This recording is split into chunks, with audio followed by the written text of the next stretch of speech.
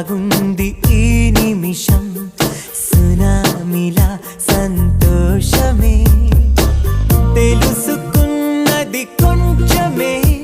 ఆ కొంచెంలోనే ఎంతో నచ్చావే